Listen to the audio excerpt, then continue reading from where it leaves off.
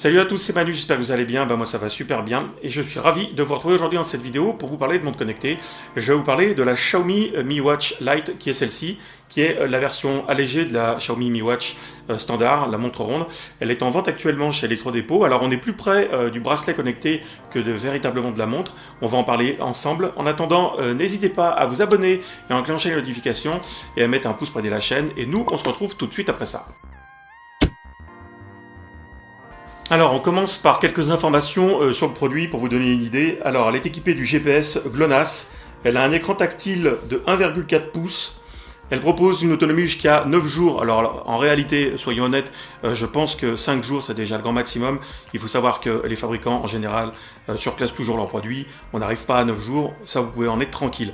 On a 11 modes de sport, dont la natation, la marche, le vélo, la course à pied. Enfin, ce qui est à peu près standard en général sur ces montres-là. Elle est étanche jusqu'à 50 mètres.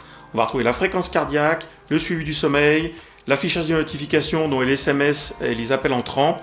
Et on retrouve bien sûr la météo, l'alarme, minuteur, etc. Enfin, tous les trucs standards qu'on a d'habitude sur ces montres à peu près dans cette gamme de prix. Alors, on est sur une montre style format Apple Watch, donc on aime ou on n'aime pas. Moi perso, je suis pas trop fan. Je trouve qu'elle est un peu petite pour mon poignet. Elle est peut-être plus adaptée pour un public féminin. D'un autre côté, elle est agréable à porter, elle est super légère, on la sent quasiment pas. Et la différence qu'on va rencontrer sur cette montre-là par rapport à un bracelet connecté, bien sûr, ça va être la taille de l'affichage. Alors c'est beaucoup plus facile, bien sûr, de lire les notifications sur un écran comme ça que sur un bracelet connecté. D'un autre côté, concernant le temps de charge, il va falloir compter à peu près 2 heures pour qu'elle arrive au bout. Et nous, on va regarder ensemble l'application et la montre en détail. Alors, si je swipe une fois comme ça, vers le bas, j'ai les notifications qui apparaissent. Donc ici, on lit assez clairement les notifications, donc ça c'est pas mal. Je trouve que c'est assez lisible. Je swipe une fois vers le bas, vers le haut, pardon. Alors j'ai les différents raccourcis. Donc on a le mode lampe de poche. Oups, ici. Donc voilà, on trouve ça à peu près sur toutes les montres.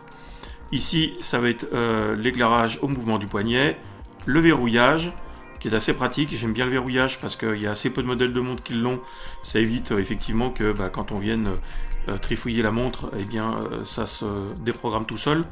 Donc on maintient appuyé là et ça se déverrouille. Nous allons retrouver le paramètre du mode nuit. Ici les différents paramètres avec la luminosité.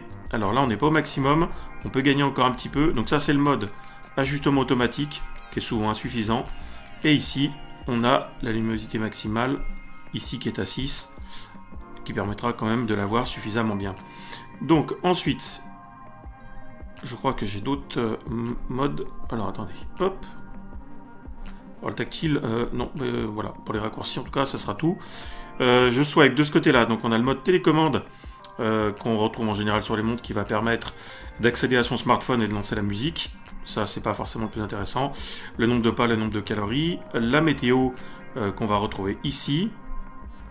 Et après, on va retrouver la fréquence cardiaque, les différents raccourcis que vous pouvez modifier comme vous avez pu le voir, ou comme vous allez le voir. Je crois que je vais mettre l'application tout de suite derrière.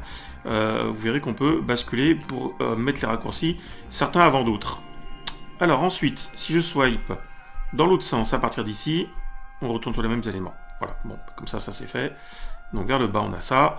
Ensuite, si j'appuie une fois sur le bouton, on a ici les modes de sport. Donc on en a 11, on n'en a pas énormément.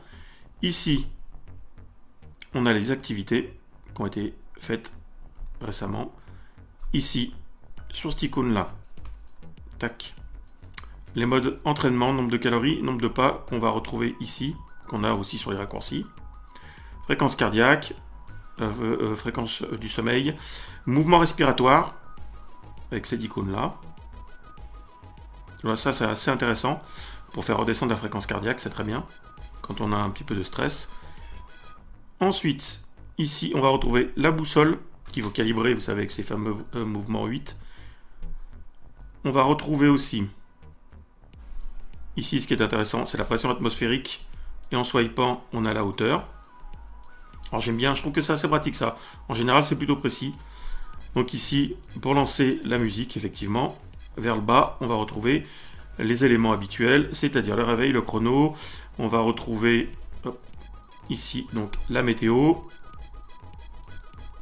on va retrouver les messages, le mode pour retrouver son téléphone, qu'il fait sonner à distance, lampe de poche. Ici, ça c'est le mode à scanner pour pouvoir installer l'application Xiaomi sur votre smartphone. Hop, et ensuite, le dernier icône qu'on n'a pas vu, qui est celui-là, qui permet d'accéder donc aux différents paramètres avec ne pas déranger, etc. Le mot de passe, le Bluetooth. Voilà. Donc, pas grand-chose à rajouter sur cette petite montre qui est suffisamment complète. On a un chargeur qui n'est pas un chargeur aimanté, contrairement à ce qui est marqué sur les sites. Ce chargeur-là vient simplement se clipser sous la montre. Enfin, la montre vient plutôt se clipser dessus. Donc, voilà pour le visuel de cette Xiaomi Watch Lite. Alors, concernant l'application Xiaomi Wear, donc vous allez voir, c'est une application qui est relativement simple. Donc ici, on accède en premier lieu sur les efforts de la journée, fréquence cardiaque, voilà, tout simplement. On accède dans la partie entraînement au tracé GPS. Là, les différents types de sports qui vont être affichés. Et dans le profil, donc on va accéder. Alors ici, on va actualiser la synchronisation. Différents cadrans de montres, alors si ça peut charger ou pas. Donc localement, on en a 5 ou 6 qui sont pas particulièrement jolis. Vous avez la possibilité d'en charger quelques-uns. Ça fonctionne ou que ça fonctionne pas, ça dépendra, vous voyez. Bon là, ça ne fonctionne pas en l'occurrence. Donc ensuite, notification. Vous allez pouvoir régler là ce que vous voulez voir s'afficher sur l'écran de la montre. Donc voilà, en général, on laisse les 2-3 trucs les plus importants pour éviter que ça vibre sans arrêt. Les appels entrants avec le nom de l'interlocuteur. Donc là, on peut simplement rejeter l'appel, mais en tout cas, on voit arriver l'appel. Donc voilà. Autoriser les activités en arrière-plan. Donc pareil. Donc là, vous pouvez verrouiller ou déverrouiller certaines applications. La météo. Les widgets, ça va être la position dans laquelle vous voulez voir apparaître certains widgets en swipant en haut à droite ou à gauche. Le guide utilisateur, la recherche des mises à jour de l'application. Et à propos de l'appareil, qui va être voilà, donc le numéro de série de la mise à jour qu'on va retrouver ici. Donc voilà, grosso modo, ce qu'on va retrouver sur cette application. Pas beaucoup d'éléments, en tout cas ça suffit largement. Je dirais il n'y a pas besoin forcément de plus. Le seul petit truc, le seul petit bémol que j'ai spécifié tout à l'heure, c'est qu'elle est relativement intrusive, c'est-à-dire qu'à partir du moment où Bluetooth est activé, si vous avez une autre montre de connectée et que celle-ci est allumée, vous allez recevoir des notifications toutes les 5-10 secondes vous indiquant que la montre n'est pas connectée. Donc ça, c'est relativement pénible, mais pour le reste, on dira que c'est largement suffisant parce qu'on veut faire à condition de ne pas chercher effectivement une application très complète. À ce moment-là, il faudra s'orienter vers une autre montre que celle-ci. Alors concernant les points forts et les points faibles, pour le point fort, je dirais qu'elle est plutôt homogène compte tenu du prix et de ce qu'elle propose. Voilà, ça sera le point fort. Pour le point faible, pour moi, ça sera le côté un peu vieillot de la montre. Voilà, le style est un petit peu ancien, je trouve que ça fait pas très moderne. Donc voilà, je vous mettrai de toute façon dans le descriptif les différents liens. Allez voir par vous-même ce que vous en pensez. On peut la trouver dans une gamme de prix allant à peu près de 40 € à 50 € globalement. Donc voilà, c'est tout pour moi pour cette vidéo en tout cas.